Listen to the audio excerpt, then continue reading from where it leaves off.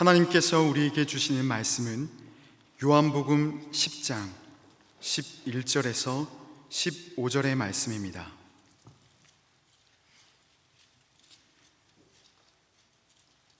제가 보는 성경으로 신약 162쪽입니다.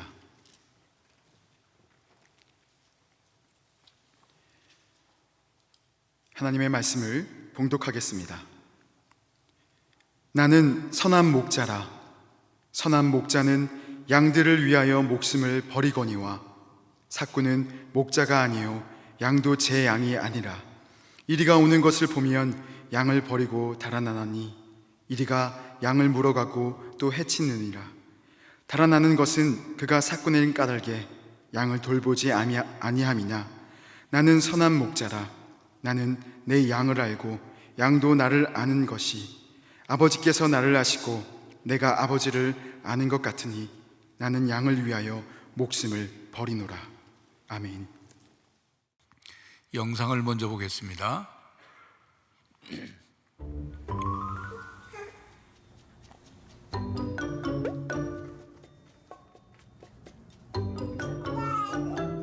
Do you want Dada?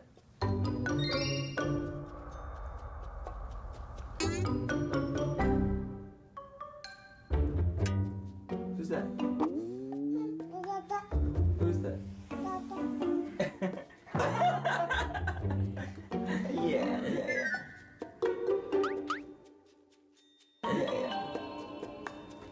What? Who's that? Who's that? Who's that?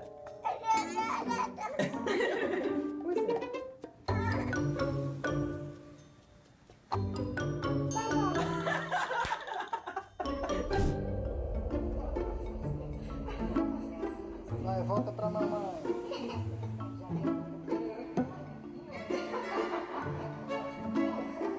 Olha pra tua mamãe agora. 쌍둥이 형제 아이가 이쪽에 안기면 저쪽이 아빠 같고 저쪽에 안기면 이쪽이 아빠 같아서 당황해하는 그런 모습이고, 쌍둥이 자매의 아이가 이쪽 저쪽 다 둘 다 엄마처럼 보여서 둘 사이에서 울먹이는 영상입니다. 아이의 눈에는 헷갈리는 거죠. 둘 다 진짜 아빠 같고 둘 다 진짜 엄마 같아 보이기 때문입니다. 이 세상에는 진짜가 가짜와 같고 가짜가 진짜 같은 경우도 많습니다. 보이스피싱에 걸리면 가짜인데도 진짜처럼 뭔가에 홀린 것처럼 그렇게 당한다고 합니다.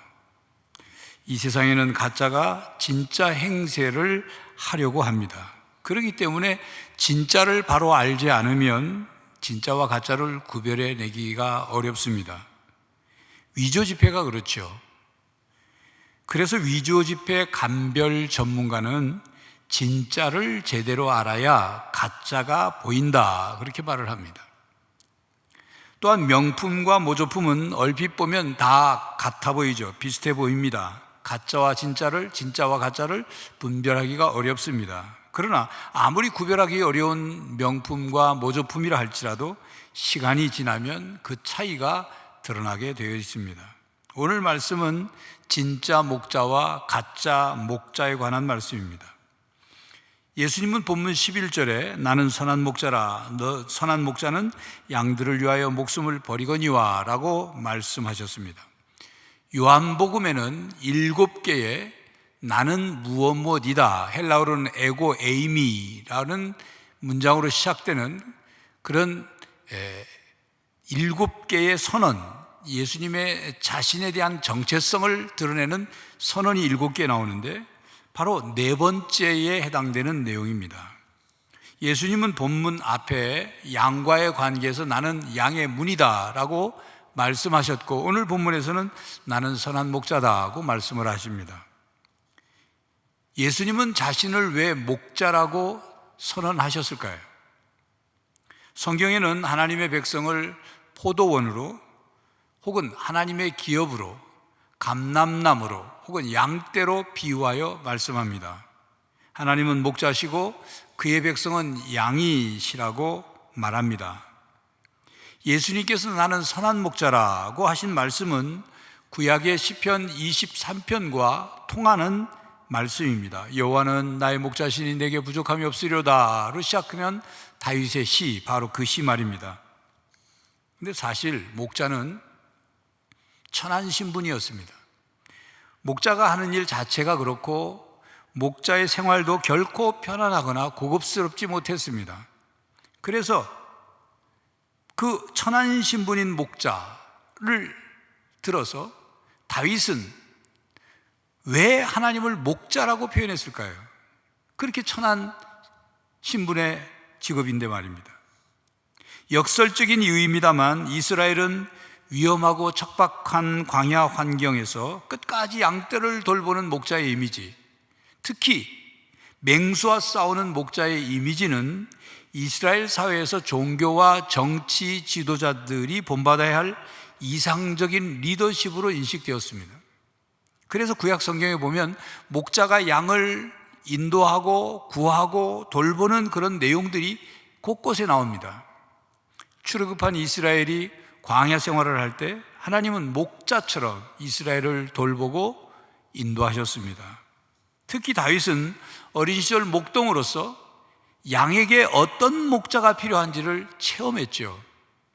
그리고 하나님은 다윗이 이스라엘의 목자 같은 왕이 되기를 원하셨습니다. 예수님 당시 유대인 사회에서도 목자는 천시받던 계층의 사람들이었습니다.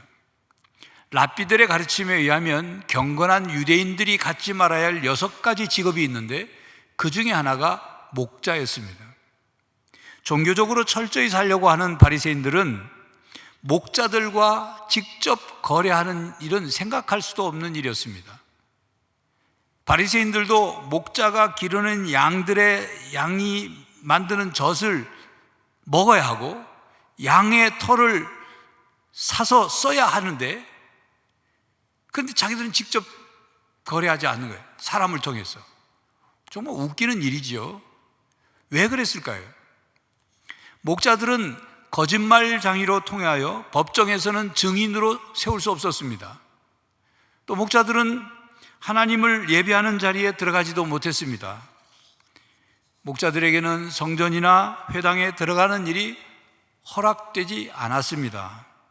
왜냐하면 그들은 계속 짐승의 오물을 발로 밟고 다니는 까닭에 종교적으로 부정한 사람으로 취급한 거죠. 짐승을 끌고 다니면서 남의 소유의 땅을 이렇게 드나들고 통과하게 되니까 때론 목자들은 도둑으로 몰리기도 했습니다. 그런 모든 것을 너무도 잘 아시는 예수님은 왜 자신을 목자라고 표현했을까요? 그렇게 천대받고 인정받지 못하는 그런 직업의 사람들인데 왜 예수님은 스스로를 그런 목자라고 하셨을까요?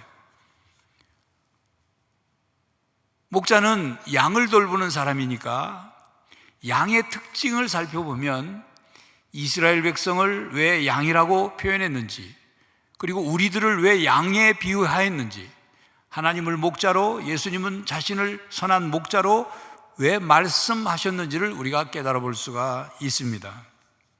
양은 온순하고 단순하고 순수합니다. 양은 순종적입니다. 그러므로 아무리 양들이 많아도 목자 혼자서 양을 다 돌볼 수 있습니다. 양은 코를 꿰거나 재갈을 물려서 키우지 않습니다. 그저 목자만 바라보고 따라다니기 때문이죠. 목자가 산을 넘기도 하고 시내를 건너기도 하고 가시밭길을 지나기도 할 때 양들은 그저 목자만 따라갑니다. 양은 공동생활을 좋아합니다. 수많은 양을 그냥 들판에 풀어놓아도 쉽게 흩어지지 않습니다. 수백 마리 양 가운데 한 마리의 양만 잘 이끌어가면 다른 양들은 그 양을 뒤따라오는 겁니다. 양은 시력이 약합니다. 다른 동물들에 비해 시력이 멀리 내다보지 못하고 바로 코앞의 것만 보입니다. 그 대신에 청력은 발달해 있습니다. 청력이 왜 발달되어 있느냐면 생존을 위해서 맹수들의 발자국 소리를 잘 분별해서 자기 생명을, 목숨을 지키기 위해서죠.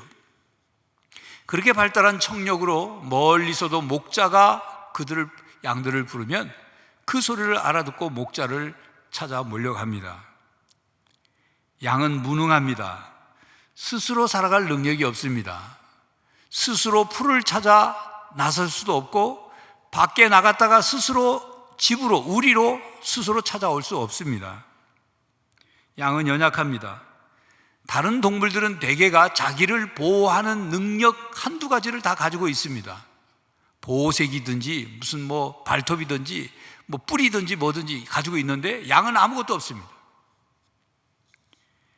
거기다 양은 느리고 둔하여 빠르게 도망가지도 못합니다. 양은 두려움이 많은 동물들입니다. 광야에서 양들이 죽고 사는 것은 목자에게 달려있다고 해도 과언이 아닙니다. 맹수가 나타나면 양이 할 수 있는 것은 하나밖에 없습니다. 그저 고개를 돌려서 목자를 쳐다보는 겁니다. 그리고 목자가 곁에 있으면 양들은 안심을 합니다.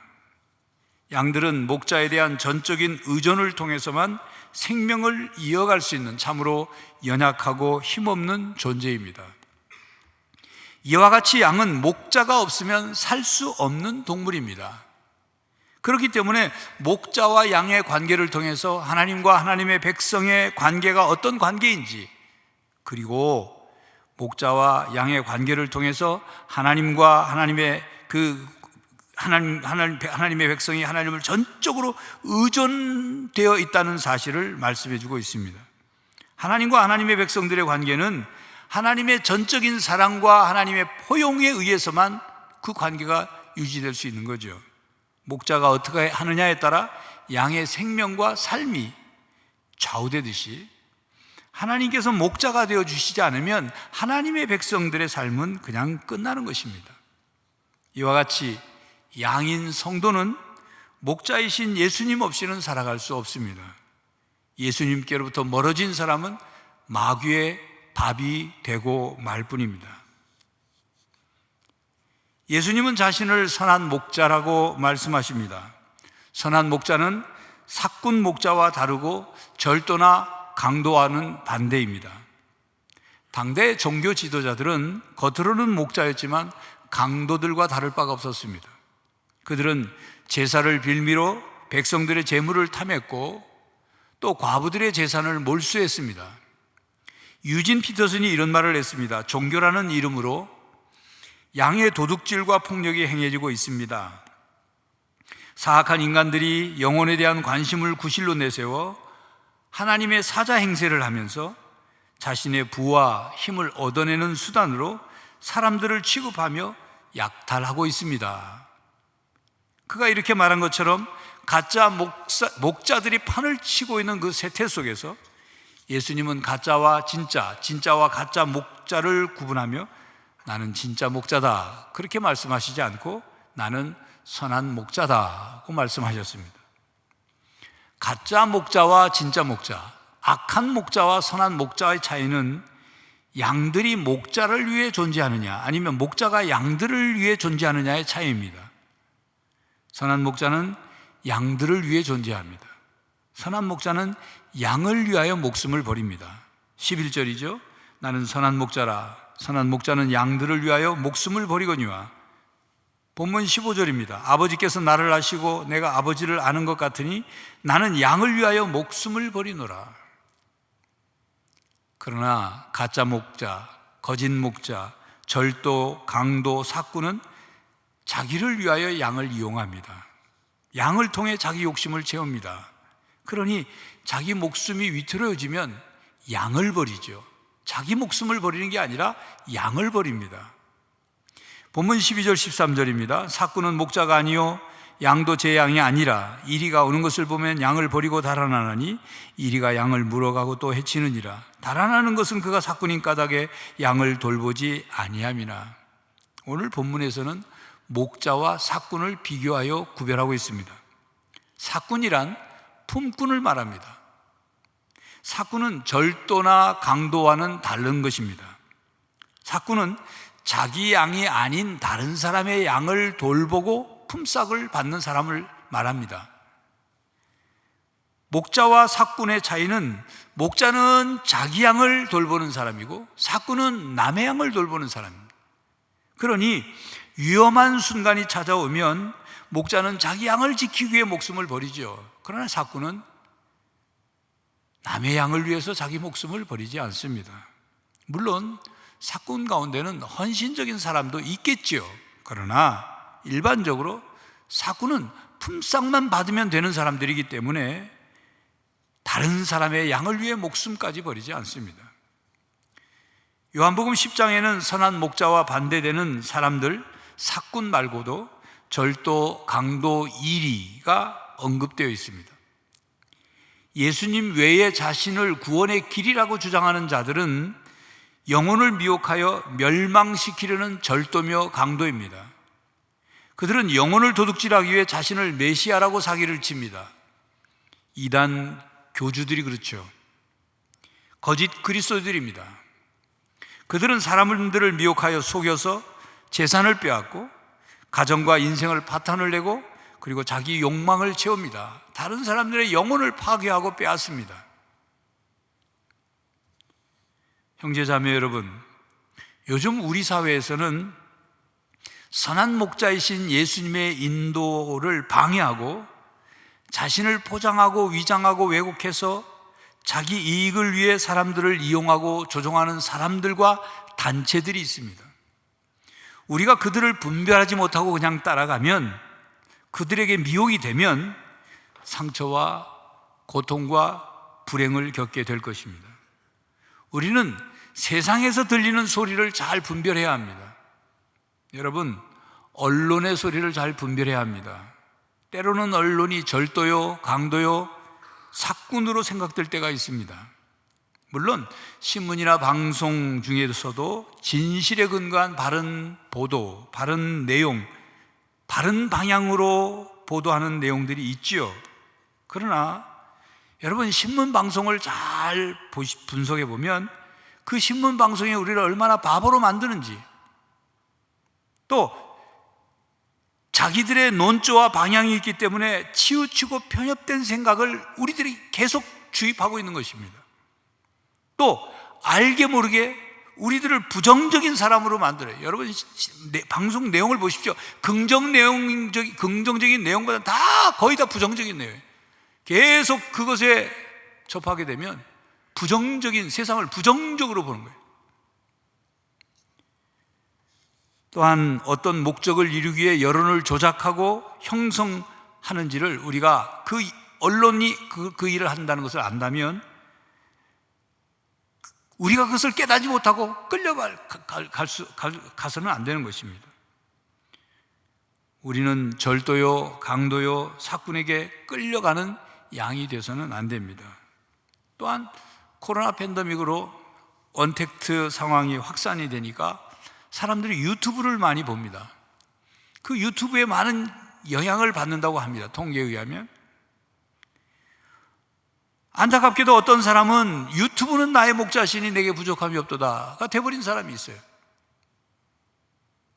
유튜버의 말이 진실이고 진리이고 정답이라고 생각하는 거예요. 거기에 계속 세뇌가 돼서 성경 말씀보다도, 선한 목자이신 예수님의 말씀보다도 유튜버의 말을 더 믿는 거예요. 더 신뢰하는 거예요. 그러니 답답할 일이죠. 개탄할 일 아니겠습니까?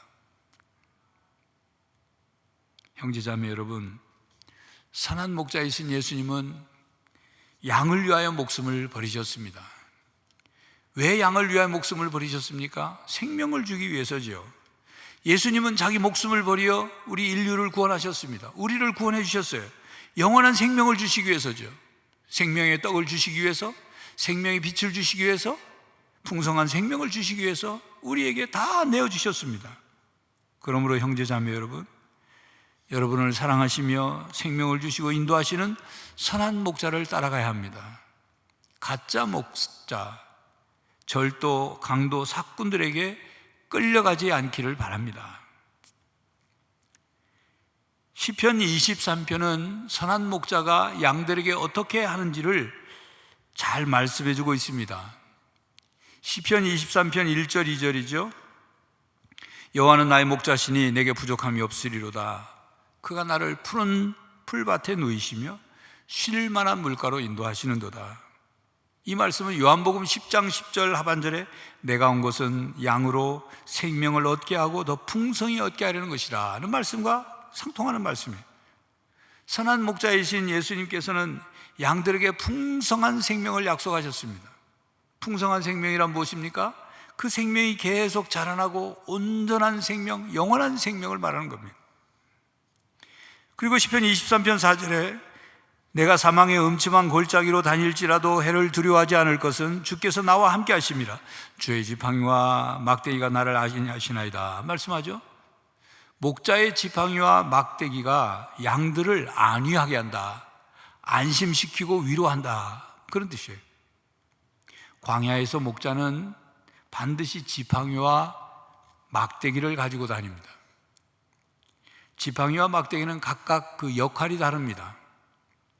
지팡이는 올리브나무, 감람나무죠. 올리브나무의 뿌리에서 자라난 가지로 만듭니다.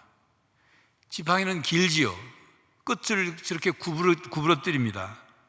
목자가 양을 인도할 때 지팡이를 주로 사용하고 그 양떼 중에 그 무리를 이탈하는, 벗어나는 양이 있으면 저 구부러진 부분을 거꾸로 이렇게 목을 걸어서 끌어당기는 거죠. 그래서 양떼가 흐트러지지 않도록. 막대기는 올리브 나무의 줄기에서 나온 가지로 만듭니다. 막대기는 길이가 짧습니다. 짧게 만듭니다. 막대기 한쪽은 뭉툭하고 두껍고 무겁습니다. 목자는 허리춤에 이 막대기를 차고 다니다가 갑자기 나타난 사자나 곰을 맞싸워 싸울 때 끝이 뭉툭하고 무겁고 그러니까 그걸로 사자나 곰을 때려 쓰러뜨리는데 사용합니다. 또한 막대기를 인도하려는 방향으로 던져서 양들에게 방향을 제시하고는 합니다. 이처럼 목자는 지팡이와 막대기를 사용하여 양들을 인도하고 보호합니다. 양은 목자의 지팡이와 막대기를 보면 그래서 안위함을 얻게 되는 겁니다.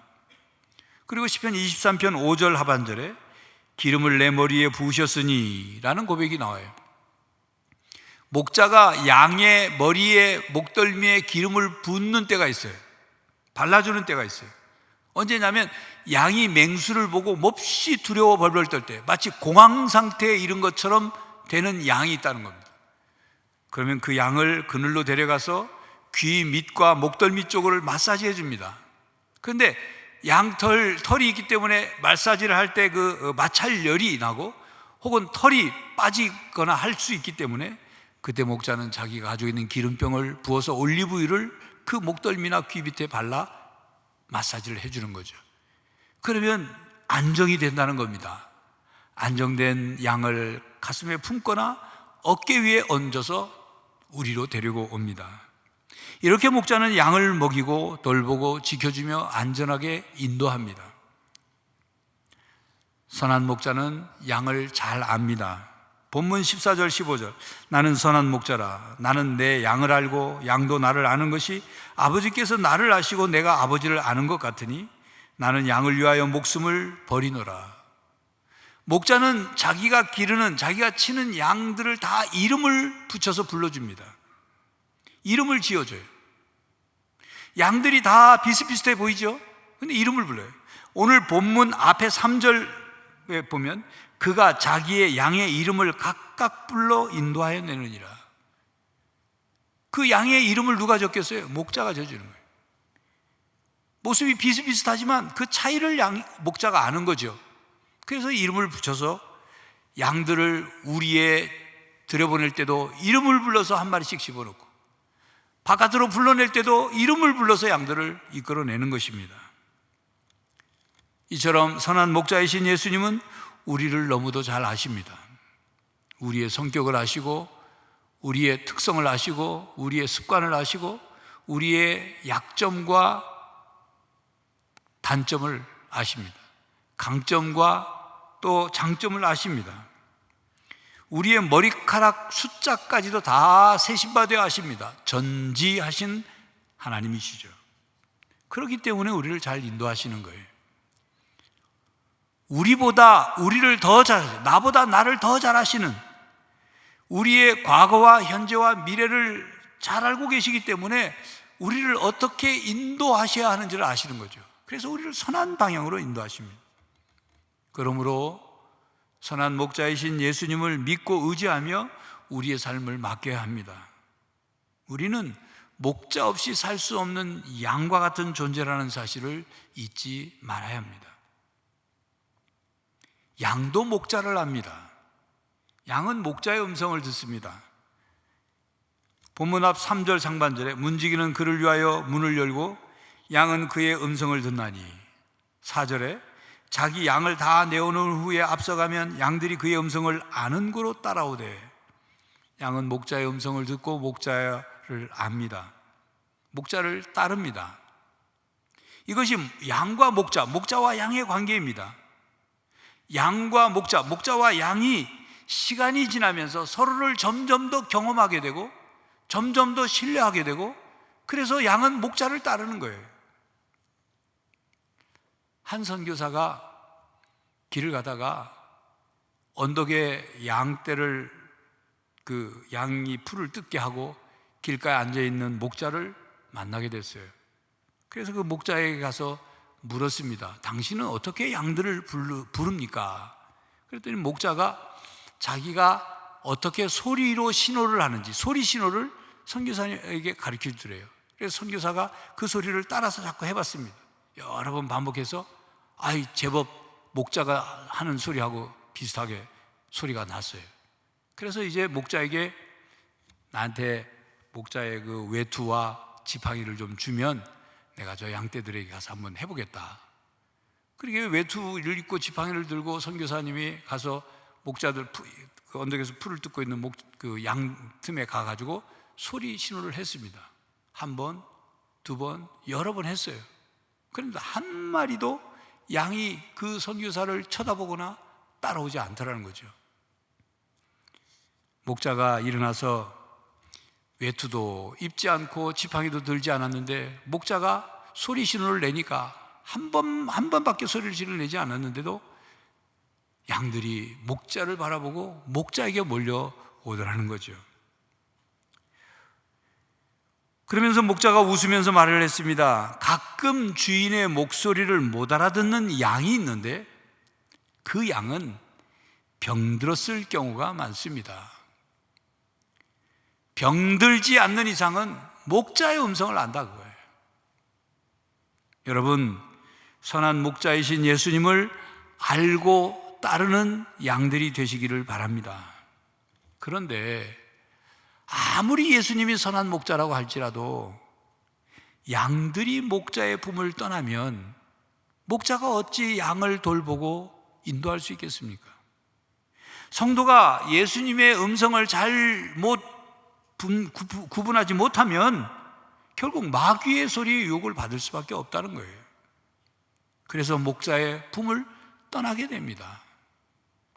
그러므로 진짜를 제대로 알아야 가짜를 분별할 수 있듯이 선한 목자이신 예수님을 바르게 알고 더 알아가고 더 사랑하고 더 경험하는 것, 이것이 중요한 겁니다. 예수님을 분명히 알아야 되는 거예요. 여러분, 예수님의 음성을 잘 구분하기 위해 예수님의 음성, 예수님의 말씀을 자주 듣는 훈련을 하시기를 바랍니다. 성경을 읽고 묵상하며 또 설교를 열심히 들어서 예수님이 누군지, 하나님이 어떤 분인지를 바로 알고 바로 믿고 바로 따라야 하는 것입니다. 만약 우리가 예수님의 말씀을 듣지 않는다면 어떻게 될까요? 예수님의 말씀과 세상의 가짜 목자의 소리를 구별하지 못한다면 어떻게 될까요? 우리가 마귀의, 예수님의 소리에 따르는 것이 아니라, 목자이신 예수님의 음성을 따르는 것이 아니라 마귀의 소리에 따라간다면 그 다음에 어떻게 되겠어요? 우리의 생명과 삶은 불행과 멸망인 것입니다. 자, 이제 여러분 시편 23편을 우리가 한 목소리로 읽을 텐데 그 뜻을 생각하면서 여러분의 신앙 고백이 될 수 있도록 뜻을 생각하면서 함께 읽도록 하겠습니다. 함께 읽습니다. 여호와는 나의 목자시니 내게 부족함이 없으리로다.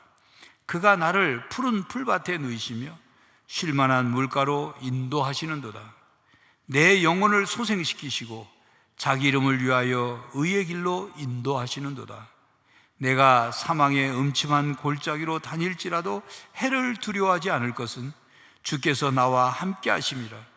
주의 지팡이와 막대기가 나를 안위하시나이다. 주께서 내 원수의 목전에서 내게 상을 차려주시고 기름을 내 머리에 부으셨으니 내 잔이 넘치나이다.